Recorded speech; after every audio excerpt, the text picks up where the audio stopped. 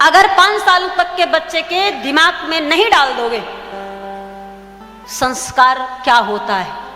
इसीलिए कहते हैं ना, घर में बच्चों के सामने झगड़ना नहीं चाहिए, गाली गलौज नहीं करनी चाहिए, कोई अपशब्द नहीं बोलना चाहिए।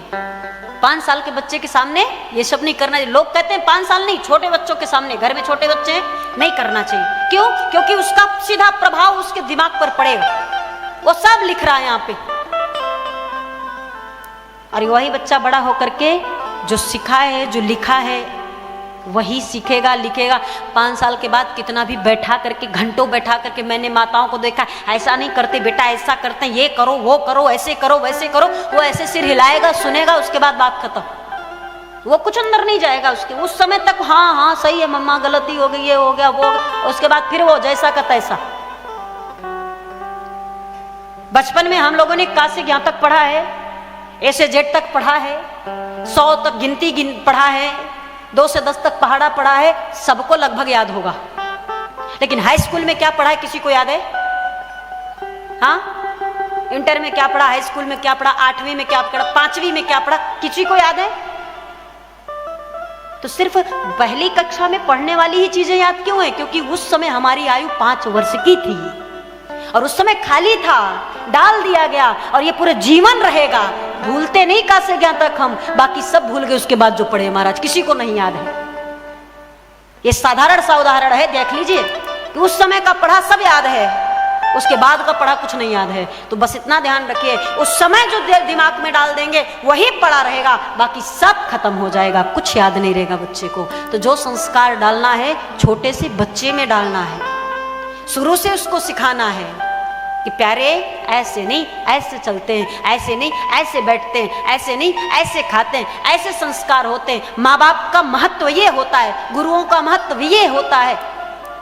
ये एक माँ से शुरू होता है महाराज, माँ पहली गुरु होती, वहीं से शुरुआत होता है। फिर उसके बाद धीरे धीरे परिवार से मिलता है, वातावरण से मिलता है, फिर विद्यालय गया, विद्यालय से मिलता है, और वही बच्चा आगे चल करके फिर अब जैसा आप देते हो वैसा आपको मिलता है।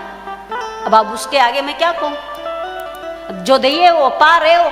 अब बाद में समस्या क्या होती है, जब कोई संत महात्मा आते हैं तो माताएं पहुंचती, भैया लोग तो कम, माताएं ज्यादा पहुंचती, बुरा नहीं मानिएगा। आके पहले कहती बच्चा मेरा मेरे कहने में नहीं है, सुनता ही नहीं है कुछ, कहती कुछ हूं करता कुछ और है।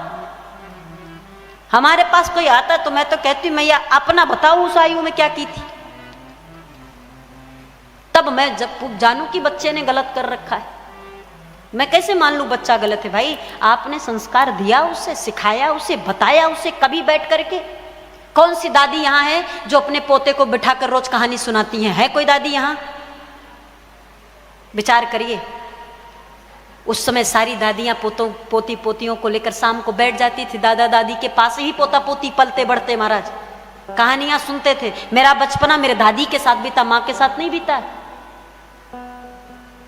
दादा दादी कहानियां सुनाते थे, राम जी की कहानियां, कृष्ण की कहानियां, वीर योद्धाओं की कहानियां, विवेकानंद जी की कहानियां, भगत सिंह की कहानियां, रानी लक्ष्मीबाई की कहानियां, ये दादा दादी से मिलता था। आज तो दादा दादी एक दूसरे की चुगली करने से फुर्सत पा जावे तब ना बच्चे के साथ बैठे। वो तो उनके घर में झांकरी, वो उनके घर में झांकरी, तेरे घर में क्या हो रहा? अरे पूछो ना, मेरी एक बहू आ गई है, घर सत्यानाश कर रखी है। अरे तुम्हारी ही नहीं मेरे घर में भी ऐसी है। अरे सुधार देगा कोई? तुम्हारे घर में है तो तुम ही ना रखोगे, क्यों बुराई करते हो बाहर जा करके? आपकी बहू है, अपने बहू से बात करिए, बहू को सुधारना तो बहू से बात करिए। पड़ोसन से कहोगे, पड़ोसन नहीं आएगी सुधारने, लेकिन बहू अगर सुन ली कि हमारी बुराई पड़ोसन से कर रही तो वो और उद्दंड बनेगी, मार और ज्यादा समस्या पैदा करेगी। बुराई है करो मत, समझाओ उसको, उसी को सिखाओ। बाहरी किसी व्यक्ति से कहने से सिर्फ हंसी मजाक होगा, लोग हंसेंगे आपके ऊपर, ना कि वो आकर सुधार देंगे, कुछ बना देंगे। और कहीं पड़ोसन आकर बहू से ही कह दी तुम्हारी सास मिली थी और तुम्हारे बारे में ऐसे बोल रही थी, तो हो गया ना घमासान युद्ध घर में, महाभारत। तब सारी गलती किसकी? बहू की। बहू की ही सारी गलती नहीं, आपको भी संभलना पड़ेगा, आपको भी समझना पड़ेगा। एक छोटे बच्चे, छोटी सी बच्चा जब घर में बड़ा होता है, आप सिखाते हो ये दादा दादी माता पिता इनके साथ ऐसा व्यवहार, इनके साथ ऐसा, ऐसे ही एक नई बहू जब घर में आए तो उसे भी सिखाना चाहिए कि ये परिवार वाले हैं, इनके साथ कैसा व्यवहार करना ये आपको बताना है। जो सास गलत संदेश देती है, गलत चीजें सिखाती है, वो भी भुगतती है महाराज।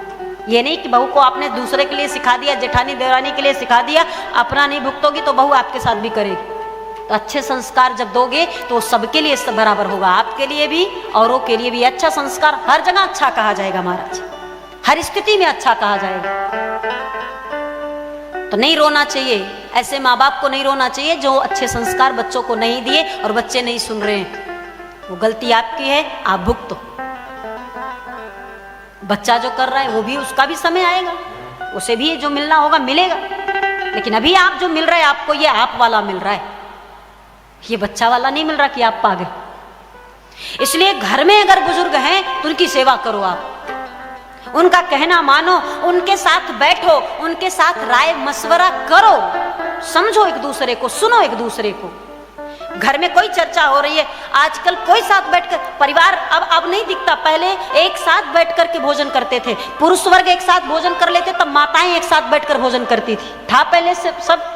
पर आज ऐसा है, हाँ, कोई नहीं, किसी का निश्चित नहीं, कब कौन भोजन कर गया, कब कहाँ कौन बैठा है, कौन कहाँ क्या कर रहा है, किसी से मतलब नहीं। एक तो मोबाइल फोन आ गया, ये और रिश्तों को कम करता जा रहा है। एक ही कमरे में बैठे, वो अलग अपना देख रहे, वो अलग अपना देख रहे, वो अलग, एक दूसरे से बोलने की फुर्सत नहीं है।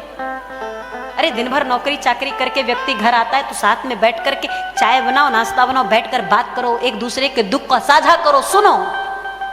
समय ही नहीं मिलेगा बुराई करने का बाहरी लोगों से, और गजब का परिवार चलेगा महाराज।